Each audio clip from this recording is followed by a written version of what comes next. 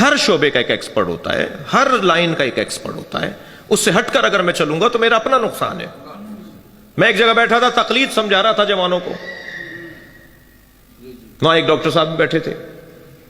بعد میں کہنے لگے مولانا میں پڑھا لکھا آدمی ہوں، مجھے تقلید کی ضرورت ہی نہیں ہے. آپ یہ کیا سمجھا رہے تھے جوانوں کو؟ میں نے کہا ڈاکٹر صاحب آپ پڑھے لکھے آدمی ہیں، یقیناً آپ ڈاکٹر ہیں، پڑھے لکھے ہیں. کہنے لگے میں تو کسی کی تقلید نہیں کرتا. میں نے کہا ڈاکٹر صاحب بہت اچھی بات ہے آپ نہیں کرتے، مگر مجھے ایک بات کا جواب چاہیے. میں جب بیمار ہو جاتا ہوں تو میں کسی ڈاکٹر کو نہیں دکھاتا. ہر گھر میں بچی ہوئی دوائیوں کا ڈبہ پڑا ہوا ہوتا ہے، تو میں کسی ڈاکٹر کو نہیں دکھاتا، انہی کو دیکھ لیتا ہوں یہ فلاں ٹیبلٹ ہے، یہ فلاں سیرپ ہے. تو میں میرے بچے میرے گھر والے بیمار ہوتے ہیں، اسی میں سے کچھ نکال کے دے دیتا ہوں، خود بھی اپنے بچوں کو بھی دے دیتا ہوں. اور بہرحال کام چل رہا ہے. آپ بتائیے صحیح کر رہا ہوں یا نہیں؟ کہنے لگے خطرناک ہے کام، آپ آئندہ ایسا نہ کیجیے گا.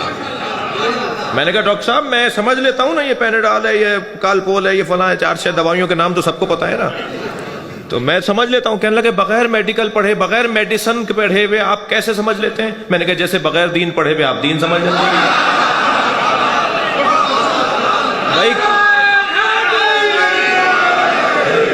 بھائی کون کہہ رہا ہے آپ سے کہ آپ آیت اللہ سیستانی سے نسخہ لکھوائیں جا کر کہ میرے سر میں درد ہو رہا ہے 6 مہینے سے، آیت اللہ سیستانی صاحب نسخہ لکھ دیجئے کہ کیا دوا کھاؤں؟ کس نے کہا ہے یہ؟ کس نے کہا ہے کہ آیت اللہ سیستانی سے جا کے جو ہماری گاڑی خراب ہو جاتی ہے تو مکینک والے کام جا کے ان سے پوچھیں کہ کون سا پرزہ لگاؤں گاڑی میں؟ ہر فیلڈ کا ایک ایکسپرٹ ہوتا ہے، یہ معقول بات ہے. یعنی اگر کوئی قرآن کی آیات بھی ہیں تقلید پر، نبی کی احادیث بھی ہیں تقلید پر، سب سے زیادہ مجتہدین کا سسٹم جس نے بنایا ہے وہ امام جعفر صادق ہے.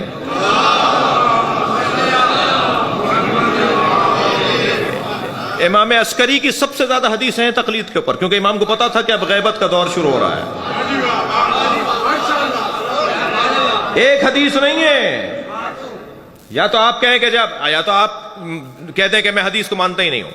مانتے تو پھر اپنی پسند کی مانتے ہیں، اور یہ نہیں مانتے. آیت حضرت صلوات پڑھیں ذرا محمد و آل محمد. سب سے زیادہ احادیث تقلید پر امام عسکری کے زمانے کی کیوں ہیں؟ اس لیے کہ ان کو پتا ہے کچھ دن بعد غیبت کا دور شروع ہو رہا ہے. جی سسٹم ہے، سسٹم کو توڑیں گے کسی کا کوئی نقصان نہیں ہوگا.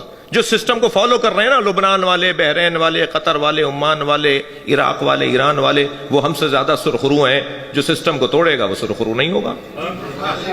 2 اور 2 4 کی بات ہے. میں سسٹم کو فالو کروں گا، میرا فائدہ ہے.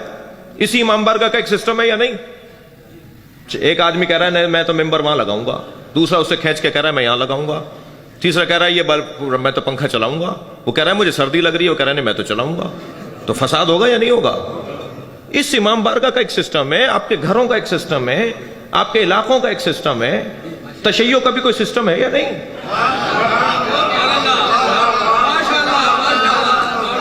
بھئی تشیع کا سسٹم ہی تو مرجعیت ہے. اور اگر کوئی کہتا ہے میں تو امام زمانہ کی تقلید کرتا ہوں، تو اسے جا کے کوئی بتائے امام کی تقلید نہیں ہوتی، اطاعت اور بیعت ہوتی ہے.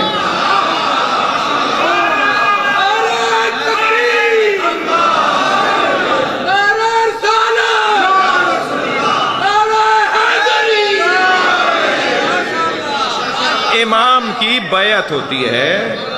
امام کو اگر ہم نے مجتہد کہہ دیا نا تو امام کی توہین ہے. دقت چاہوں گا، ہم اپنے ائمہ کو مجتہد نہیں کہہ سکتے. مجتہد ہوتا وہ ہے جو کوششیں کرنے بعد، تحقیق کرنے کے بعد کسی نتیجے پر پہنچتا ہے. ہمارا امام کوششوں کے بعد نتیجے پہ نہیں پہنچتا، لوح محفوظ کو پڑھتا ہے. اللہ اکبر. ائمہ کو، اہل بیت کو مجتہد کہنا توہین ہے. اور تقلید مجتہد کی ہوتی ہے. جی وہ حجت ہیں، وہ لوح محفوظ پڑھنے والے لوگ ہیں.